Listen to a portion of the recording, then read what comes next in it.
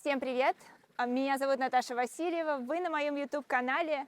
И сегодня я хотела бы обсудить с вами вопрос, который задали мне недавно на встрече студентов в университете Вашингтона. А именно, какие советы я бы дала себе в 20 лет? И вы знаете, я поняла, что у меня действительно есть советы для себя. Не факт, что я жалею о чем-то в своей жизни, и не факт, что я думаю, что я сделала какие-то неправильные выборы. Но я точно потратила намного больше нервов на эти выборы, чем могла бы. И мне кажется, что это касается на самом деле не только молодых людей, потому что сейчас в эмиграции я вижу очень много людей, которые заблудились, которые не знают, чем заняться, которые, возможно, вынуждены начинать свою жизнь с нуля. И в этом плане они, наверное, очень похожи на 20-летних, которым нужно выбрать, куда им дальше двигаться, что им интересно, как им развиваться. Если вам интересна эта тема, смотрите до конца.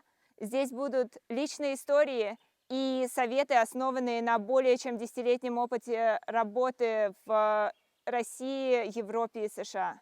Кстати, если вам интересно, где я сейчас нахожусь, это называется Шмидц парк в Сиэтле. И, кстати, такими подобными парками вдохновлялись создатели игры Last of Us 2, которая как раз происходит во многом в штате Вашингтон и в городе Сиэтл. Сейчас как раз недавно по этой игре вышел второй сезон сериала Last of Us. Мы еще не смотрели этот сериал, но игру мы обожаем. И, кстати, эта игра была одним из основных причин для Юры, почему мы переехали именно в этот город.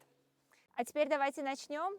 И первый совет, который я дала бы себе в 20 лет, это искать свой путь. И это может звучать очень банально, потому что сейчас со всех сторон мы слышим про осознанность, свой собственный путь, поиск себя и прочие вещи, а звучат они для многих людей максимально абстрактно. Что значит найти себя, что значит найти свой путь.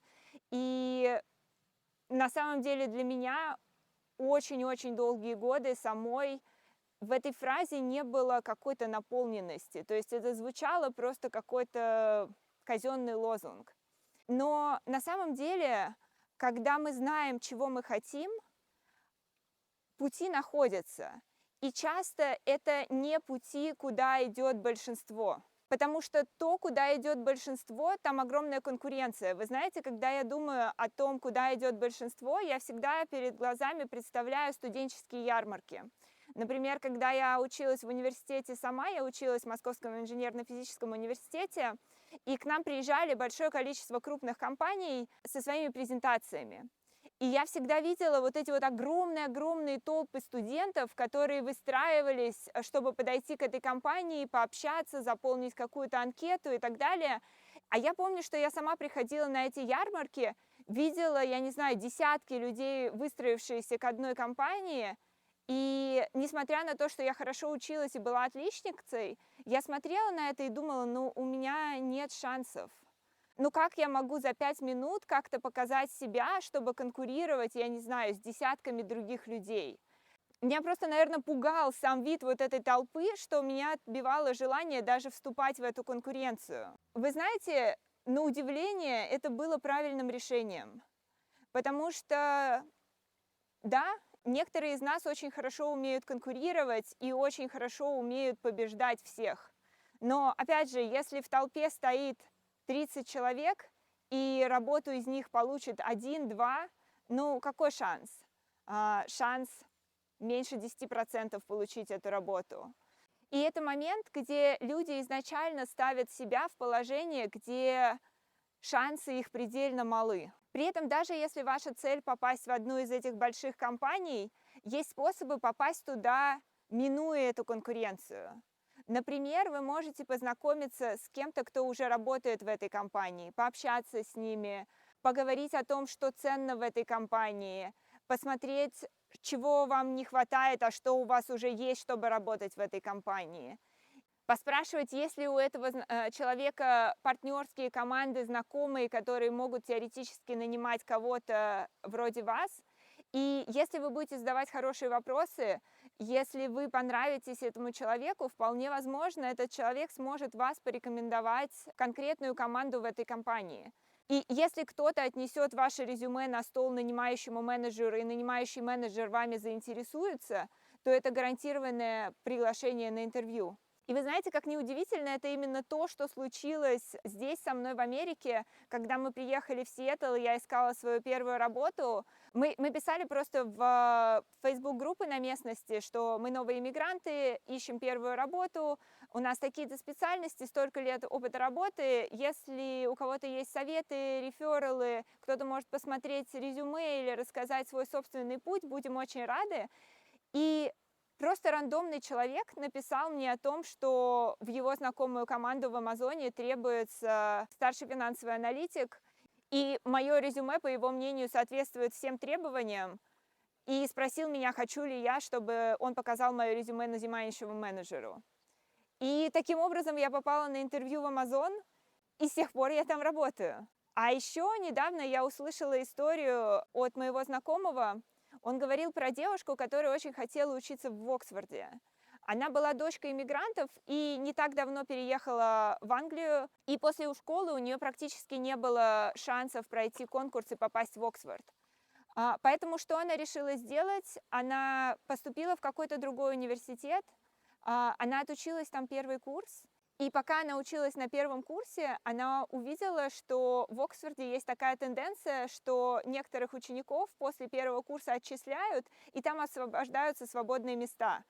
И если постоянно это отслеживать и подавать заявки, то есть шанс, что тебя рассмотрят на вот это освободившееся свободное место. И там уже практически нет конкуренции, потому что это не тот момент, когда большинство людей подают свои заявки. Мало кто сидит и отслеживает, когда освобождаются места на первом курсе, который уже сформирован.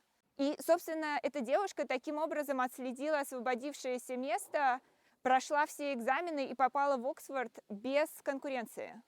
То есть, резюмируя то, что я хочу сказать, это то, что если вы понимаете, где вы хотите оказаться, не ограничивайте свой поиск стандартными вариантами, которые выбирает вокруг вас большинство.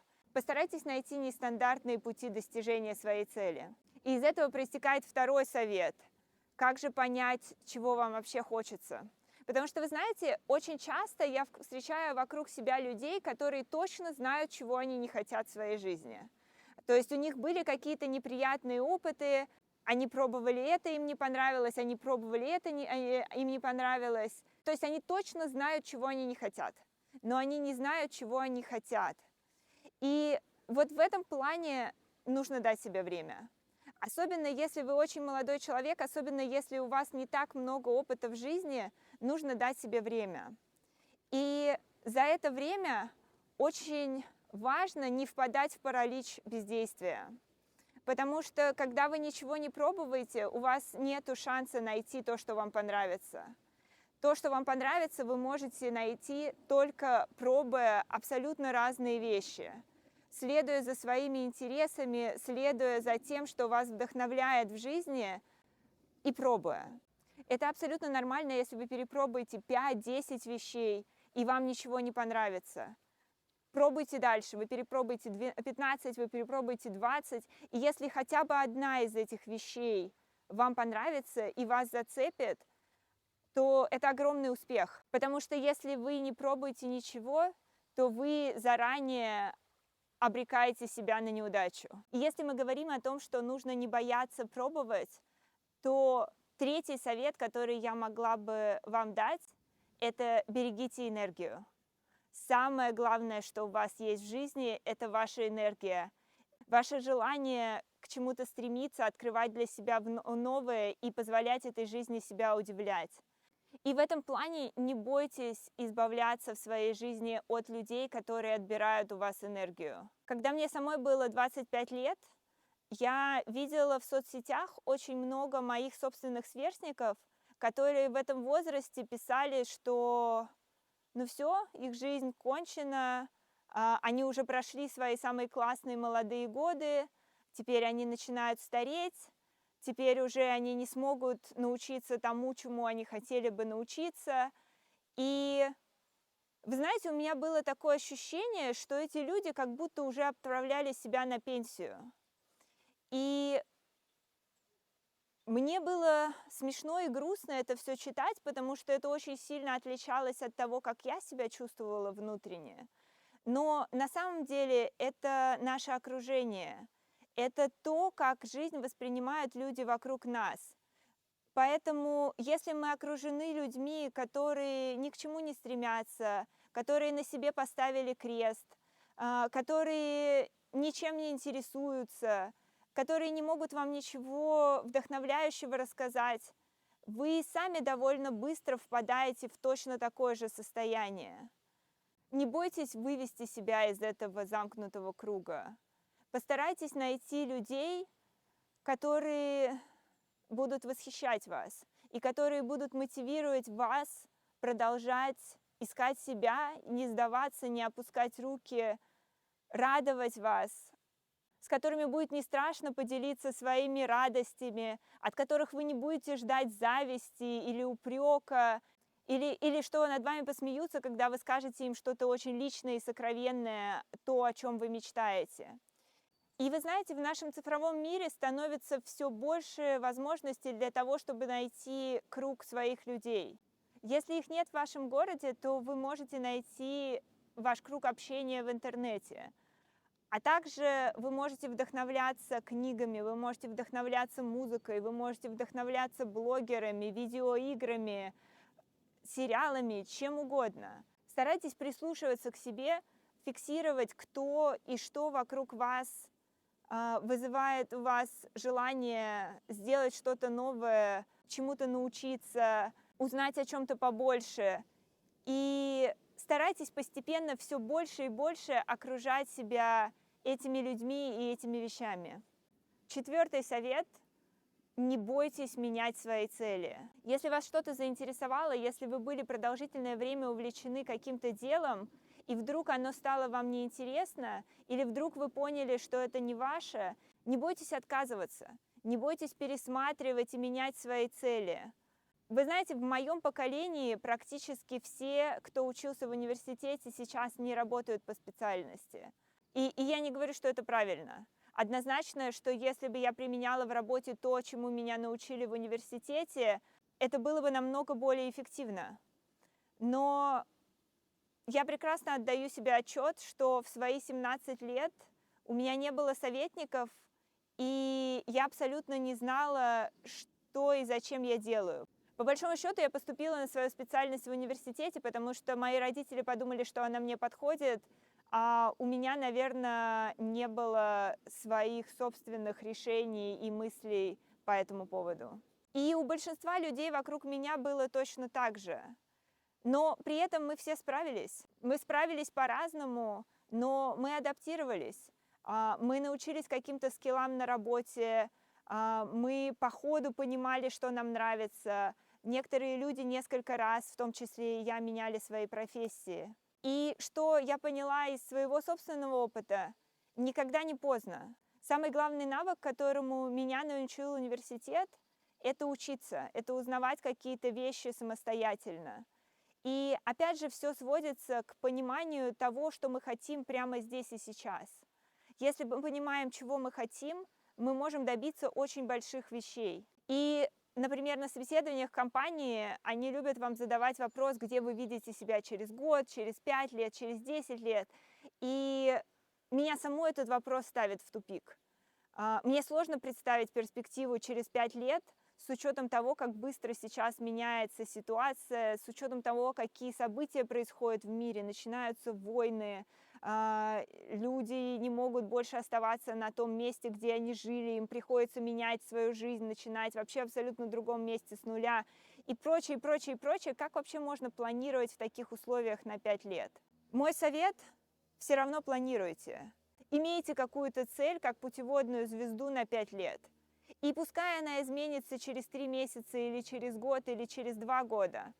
Но сам факт наличия этой цели будет давать вам силы и вдохновение к ней двигаться здесь и сейчас. Наблюдая за собой, я понимаю, что я могу выдавать очень классные вещи, которых я сама от себя не ожидала, вот именно в этом состоянии, когда я нашла для себя долгосрочную цель и готова к ней двигаться.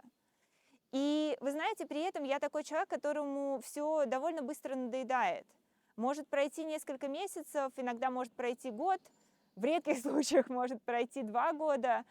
и мне надоедает то, чем я занимаюсь. Оно перестает приносить мне удовольствие, мне становится лень идти на работу, мне становится лень заниматься какими-то проектами. И, наверное, последний, пятый совет, который я могла бы дать: следите за этим состоянием. Многие психологи сейчас говорят, что такого понятия, как лень, не существует в принципе. Для себя я это определяю так, что моя лень – это знак.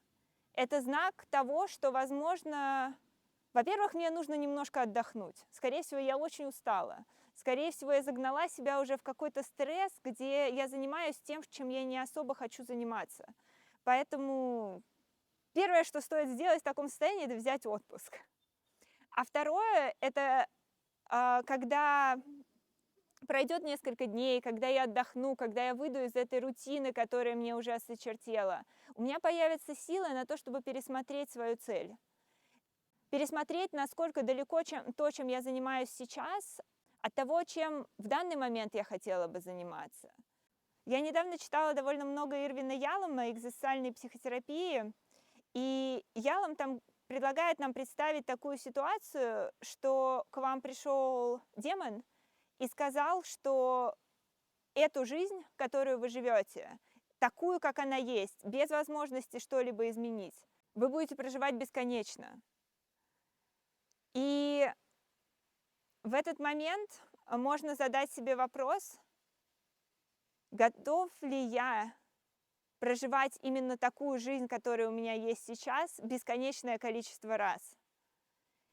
И если ваш ответ на это нет, возможно, стоит действительно дать себе отдохнуть и пересмотреть что-то в вашей жизни.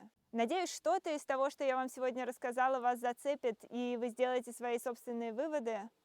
Кстати, я буду очень рада, если вы поделитесь ими в комментариях. Опять же, если вы не согласны с чем-то, что я сказала, или если у вас есть собственные советы, я буду очень рада их почитать. Что я могу сказать о себе? То, что очень долгое время я не принимала вот эту свою черту, что какие-то вещи мне довольно быстро надоедают, и мне хочется заниматься чем-то абсолютно другим. Вы знаете, есть такие две категории людей: есть generalist, а есть specialist, да, специалисты и люди, которые общеразвиты, но не вникают досконально в какой-то конкретный вопрос, и их называют generalist здесь. Так вот, мне все мое детство мой отец рассказывал, что чтобы быть успешным, нужно быть очень высококлассным специалистом в какой-то узкой области. А люди, которые по верхам где-то что-то разбираются, они просто не могут быть успешными. И, возможно, именно так оно было в Советском Союзе, когда люди приходили работать на какое-то предприятие, и достижением было всю жизнь проработать на одном и том же месте, иметь одну запись в трудовой книжке. Но сейчас жизнь не такая, она во многом меняется. И в этой жизни есть место абсолютно разным людям, с абсолютно разными интересами, с абсолютно разными способностями и возможностями. Самое важное – это понять, что интересно и что важно именно вам. И если вы занимаетесь тем, что вас увлекает, у вас есть шанс стать теми самыми топ-5, топ-10% лучших людей в этой области.